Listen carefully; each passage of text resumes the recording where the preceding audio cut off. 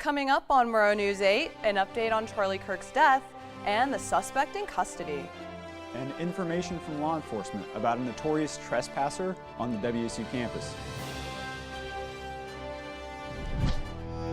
From the Northwest Public Broadcasting Studios on the campus of Washington State University, this is Murrow News 8. Hello and welcome back to Murrow News 8. I'm Kaya Bonilla. And I'm Peyton Yeager. An update in the Charlie Kirk assassination case. The suspect has been captured. Utah Governor Spencer Cox confirmed that the suspect admitted to a family member that he was, quote, connected to the shooting. The suspect is a 20-year-old from Utah, according to the Associated Press. Authorities have identified him as Tyler Robinson. On Thursday, federal and state investigators shared photos and video of the suspect, and more than 7,000 leads and tips came in. Authorities have yet to release a motive in the killing. Idaho police have now revealed hundreds of selfies of Brian Kohberger. Some of the photos include Kohberger saluting the camera bare-chested, flexing and pursing his lips, and making a contorted face. The photos were recovered from his phone after his arrest in 2022. Digital forensics experts describe the photos as narcissistic and strange. Recent local small-town shooter has a history of pro-Nazi content. Christian Forsloff, who shot 2 last week in Lapwai, leaving 1 dead and 1 injured, is a self-proclaimed pro-white hardstyle producer.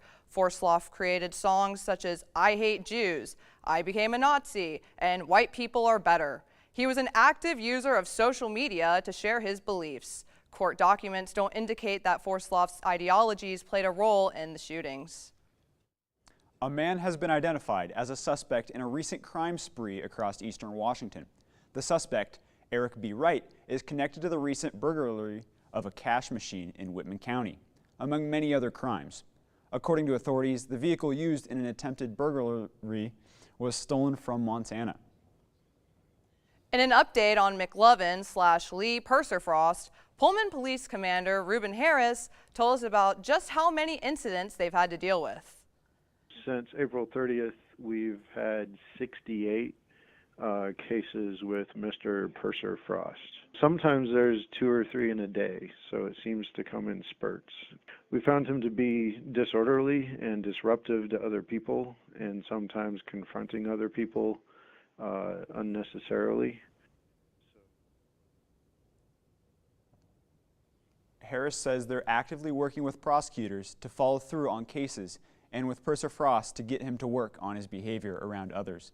He also noted that there is no documented incidents of the Purser-Frost being violent with others and says to call police early instead of engaging. WSU clarified the rules for beer and wine in Gisa Field. The Washington Liquor and Cannabis Board approved the sale of beer and wine. Athletic Director Ann McCoy was on social media Wednesday to clarify the new rules that come with it. Beer and wine will only be sold until the end of the 3rd quarter. There is no re-entry. Student section is alcohol-free, and Cookville will be closed after kickoff. With big changes coming to football games, we decided to speak to students to get their thoughts and opinions. I definitely think it's a good way to get people to stay longer at the games, but also I think it's a good way to get revenue back, to the field and to the school. I think it's pretty cool. I'm not 21, so it doesn't affect me too much, but I think for all the people that are into that kind of thing and they're old enough, then it's a pretty cool thing. I see definitely the pros of having it there. I think it's super fun for the students and also like all the graduates, alumni, people that come. I think it's definitely a good thing. WSU Trio Services has received an $8.2 million grant to continue their support services for the next 5 years.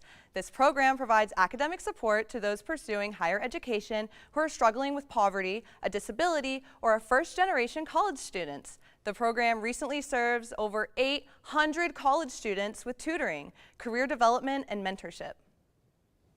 Honor lost loved ones tomorrow morning at the 2nd annual Butterfly Release. Those who reserved a spot will be given a painted lady butterfly to release. This is an entirely free event hosted by Friends of Hospice and Rural Resources.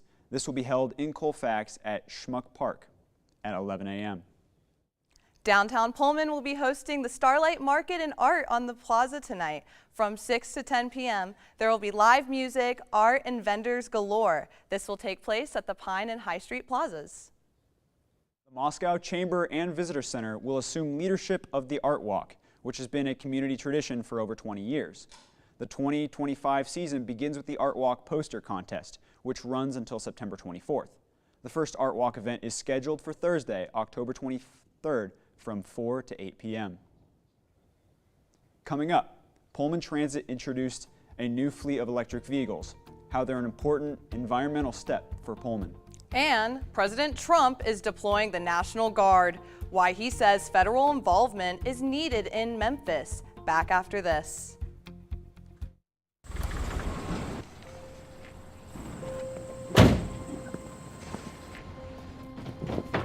Dad, they took over my bedroom. Come on, come on. Okay, Dad. 1, 2, 3. Dad!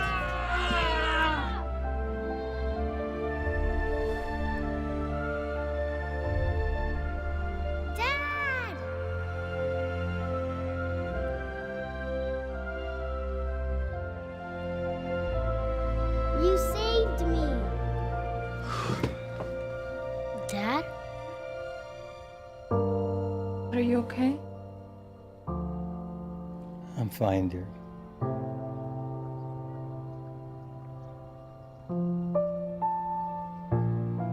Your hero needs you now, and AARP is here to help. Find the care guides you need at aarp.org/caregiving.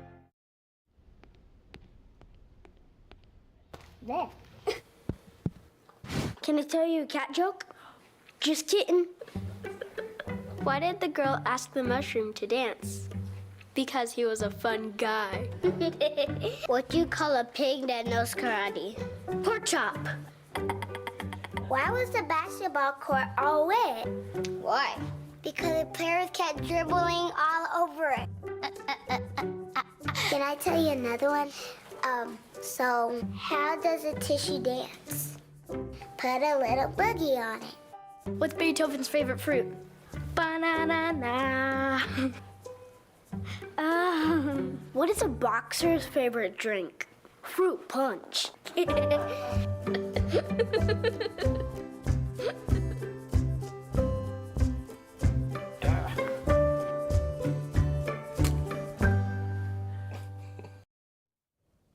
Pullman Regional Hospital's Urology Center will be hosting their 28th annual prostate cancer screening on Tuesday from 8 a.m. to noon.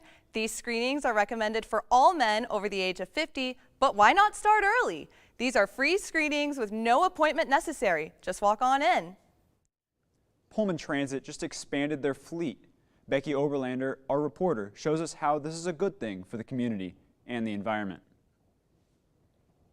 This month at Pullman City Hall, in an unveiling ceremony, city officials revealed the newest buses being added to their current lineup. Whether it's walking, driving, or taking the bus, everyone relies on some kind of transportation to get around Pullman. Bus riders will soon start to notice a change in the appearance of these buses, as well as feel it when it runs.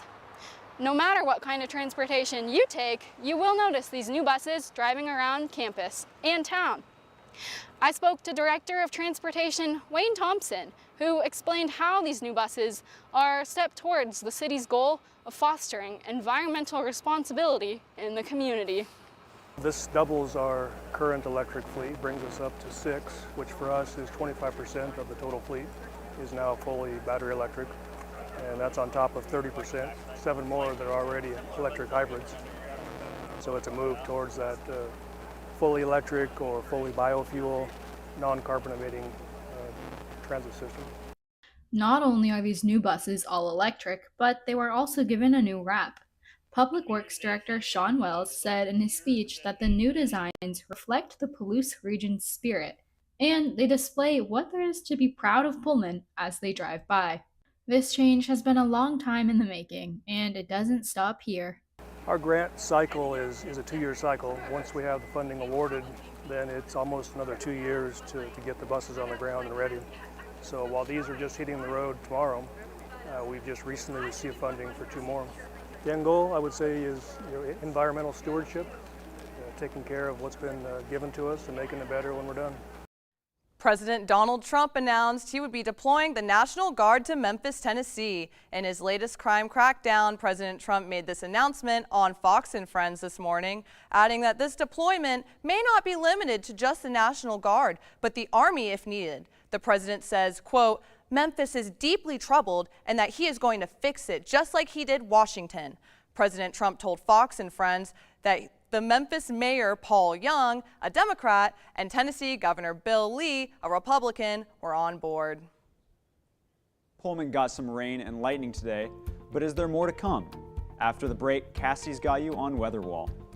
And the grizzly bears on campus are a known spot for those visiting Pullman. But they aren't just eye candy. How they're changing the medical research game for staff and students, coming up. There was an old woman who lived in a shoe. She had so many children, she didn't know what to do.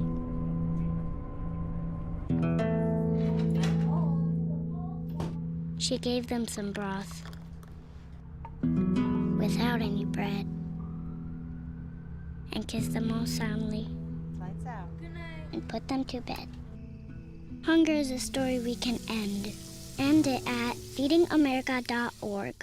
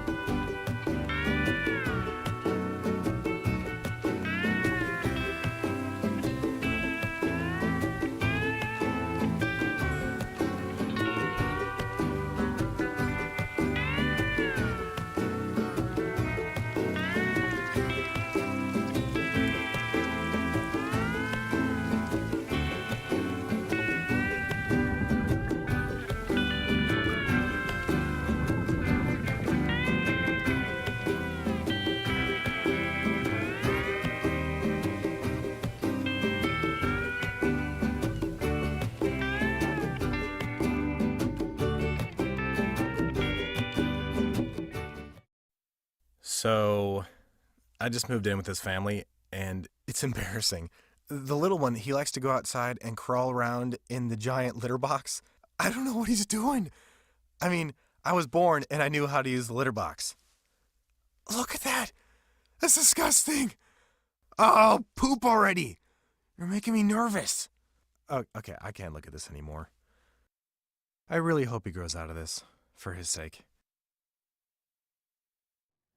The White Pine Fire has reached 1,000 acres as it remains at 10% containment. If you look at your screen, you can see the exact location. It is north of Harvard, Idaho. The cost of fighting this fire has reached $5 million, as it has been about $1 million per day. That said, recent rain has helped the fire crews and more personnel are joining the fight. There are now over 400 firefighters assigned to it. The U.S. Forest Service is expecting to expand the closure near the blaze. Staying on the topic of weather, let's hear from our weather anchor, Cassidy, on what we can expect. What's it looking like out there? Well, Peyton, we have something for everybody in this forecast. If you want rain, we got it. If you want warm weather, we got it. Sun, clouds, a little bit of everything. Today, we're not look like it right now, but those clouds are going to clear up by this evening. We do p.m. You might see a couple lightning strikes, but those risks are relative. Those temperatures are getting a little bit cooler here on the Palouse with a wind speed of 4 miles per hour, so nothing to blow your top over. Tomorrow, however, we do have some similar temperatures in the forecast. Tomorrow we have 82 degrees, so we are heating up a bit. It's going to be a beautiful day to go out on a walk on the trails in town, or if you want to go get a drink on the patio at the Coug, it's a good day to do that. We have a low of 58, so cooling down again, but sun in those skies.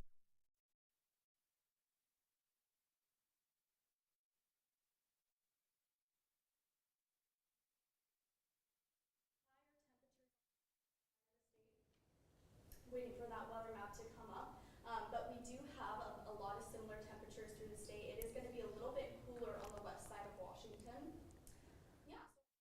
Washington, as I said, a little bit cooler than our average highs here. Olympia at 73, Seattle at 71. Going over to central Washington is going to be a little bit hotter, which is pretty typical of this area of the state. So Yakima, we have a high of 84. Tri-Cities, a high of 85. Now we do have some air quality advisories right around that area in Wenatchee. We have a couple different fires burning, and we even have an air quality advisory for Chelan County. In Spokane, we have a high of 80, and Pullman much of the same. Saturday, we're going to have sun in the skies. Sunday, we're going to have some rain. Monday, that's going to be the case as well. Saturday is going to be our only really hot day for the rest of the week. Tuesday, sun. Wednesday, sun as well. Back to you at the desk. Have you ever wondered why there are bears in Pullman? Our reporter Norma Fulweiler fills us in on how they are actually helping with groundbreaking discoveries. I am just outside the Washington State University Bear Center, the only grizzly research center in the entire country. This special facility houses 11 adult grizzly bears that are open to the public almost year-round. Here at the WSU Bear Center, the majority of the bears here have been rescued from Yellowstone National Park. A lot of the times they will snuffle through trash, disturb campers, or disturb campsites, and they've just gotten too close to their human counterparts. But again, why are they all the way out here? Why aren't they at Point Defiance or Woodland Park Zoo? I was able to speak with Chelsea Davis, the facilities manager, earlier today to answer some of those questions. The Bear Center has been in operation since 1986.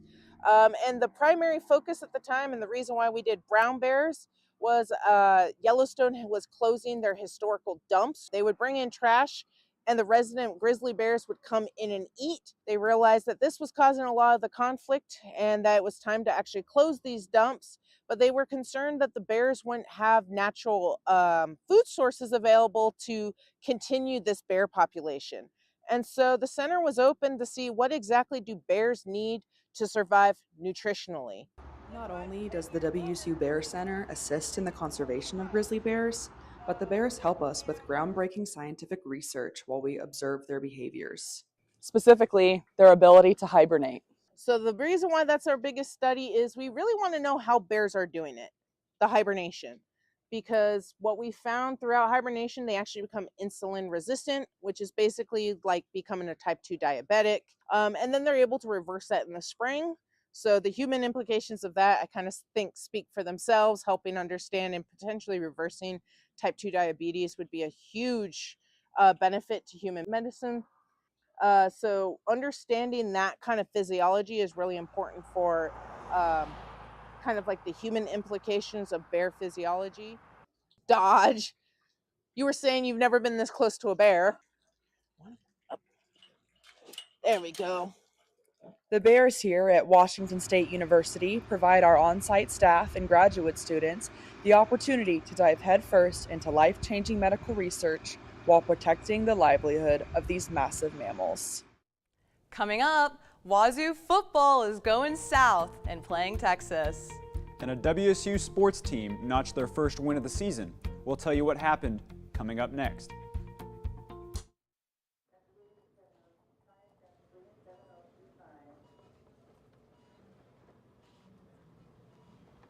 It's okay to be scared. You don't have to be so strong.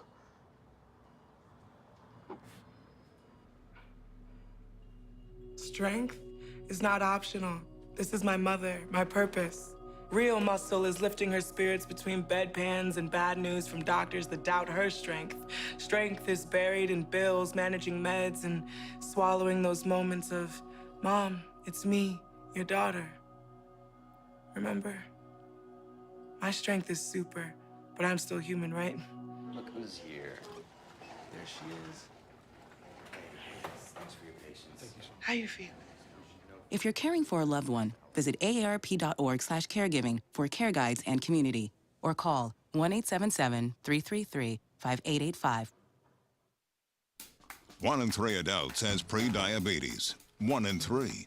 That means it could be you, your favorite brother, your other brother, you, yes, your football buddy, your football buddy, you, the boss's boss, If 1 in 3 adults has prediabetes, that means it could be you, your barber, your barber's barber. Nice work. Thanks. You, your plumber, Breathe right into your foot. your plumber's masseuse. Yes. You, your dog walker, On your left. your cat jogger. Or you, your co-pilot, your co-pilot's co-pilot. While 1 in 3 adults has prediabetes, with early diagnosis, prediabetes can be reversed. Take the risk test at doihaveprediabetes.org to know where you stand. Hi, I'm Matthew Sanson. I'm going to be taking care of your sports today. Washington State football is on the road for the first time in 2025 with the matchup at North Texas. Kickoff is Saturday at 12:30 p.m. on ESPNU. Jimmy Rogers is the first head coach to win his first 2 games at Wazoo since Mike Price in 1989. North Texas head coach Eric Morris is the former Wazoo offensive coordinator back in 2022. Here's what Coach Rogers had to say about the challenge of the first away game. This is a really good football team, so we need to match their intensity. We need to, things aren't, when you go on the road, people aren't cheering for you, so we need to embrace the boos and the pressure and create our own energy at the game by how we play and having fun on the sidelines. Because they're not going to be cheering for us, obviously, and so there's that obstacle, and we got to practice with great energy in order to do that. You also have to.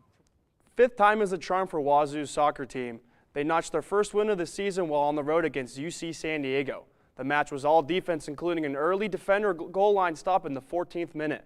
A second-half goal by redshirt senior Jordan Young paved the way for a Coug 1-0 win. The Cougs moved to 1-1-3.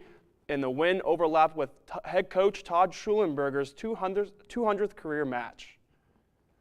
Wazoo's volleyball is currently in Harvard to take on the Harvard Crimson later today. The game starts at 4 p.m. and follows Lucy Blaskova and Alina Tia's West Coast Conference Players of the Week performances. So those are the players you're going to want to watch out for.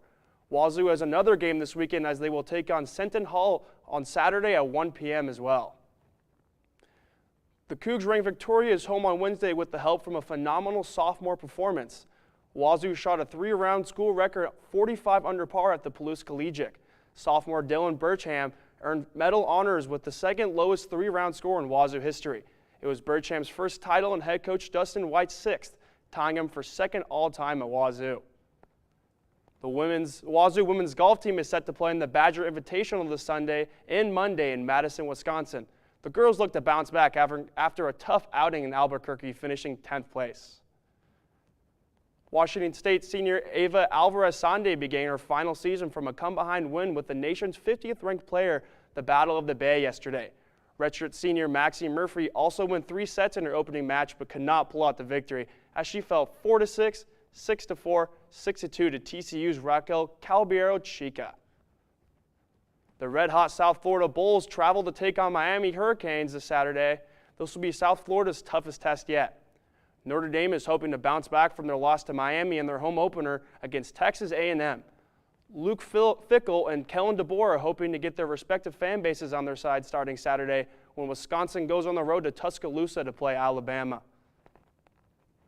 After losing 4 games in a row at the beginning of the month, the Mariners' contention window looked like it was closing. That is until the Mariners ripped off 6 wins in a row after last night's nail-biting win against the Angels. Their last 2 games have had multiple extra innings, with Wednesday's game going a whopping 13 innings, while yesterday's game only went to 12 innings. We have some highlights here of the exciting win. Got our first clip here. J.P. Crawford had a double to score rally.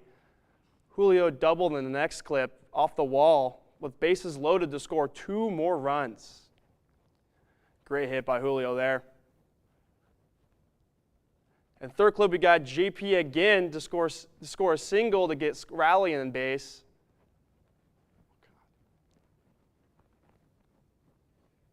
And then Polanco's double down the line to score Naylor. What a great hit by Naylor. And then a bunt by Robles. Good bunt to get on base right there. And then finally, Harry Ford with the sac fly to end off the game in the 12th inning. Absolutely beautiful by the Mariners.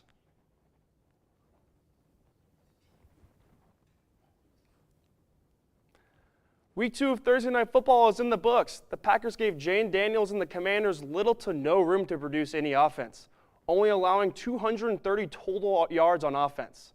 Newly acquired linebacker Micah Parsons made his impact getting 2 total tackles but adding 3 QB hits. The Packers moved to 2-0 while the Commanders fall to 1-1. Thank you, Matthew. The Mariners have been stressing us out the past 2 nights, but they've come through with a couple extra inning wins. What their chances are to win the division and make the playoff, up next. Days, months, Sold so hard on the Mariners. Sold Years. so hard on the Mariners clips, dude. a lifetime. Can rush by without realizing what we're missing. But it doesn't have to be that way. We have a choice to take action.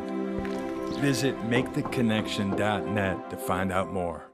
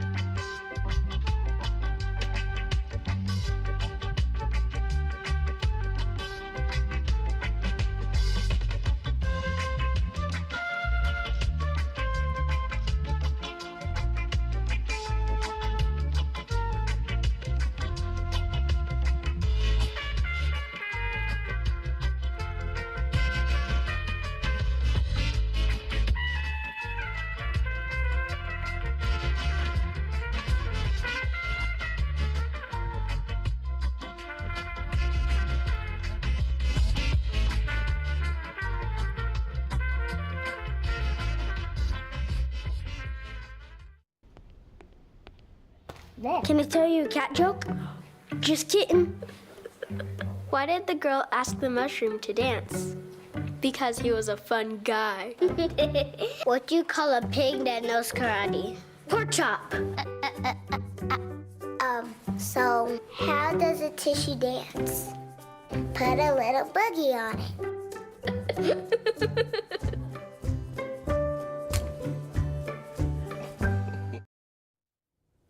Before we go, we're back on the topic of the Mariners. According to Fangraphs, a site that tries to do some playoff predictions, the Mariners now have a 57% chance to win the AL West and a 92% chance to make the playoffs. So do you think that's due to the Etsy witch? I've been hearing about that, and I don't know if you guys know or not, but we're undefeated since that curse has been lifted on us. So we're looking pretty good right now. I don't know about you guys. Well, I don't think it was a curse. It was so the Mariners would win. It was one desperate fan. We weren't doing too well.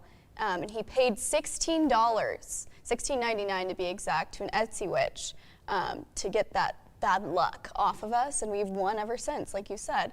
But yeah, I don't know. I don't know. Do you guys believe in magic?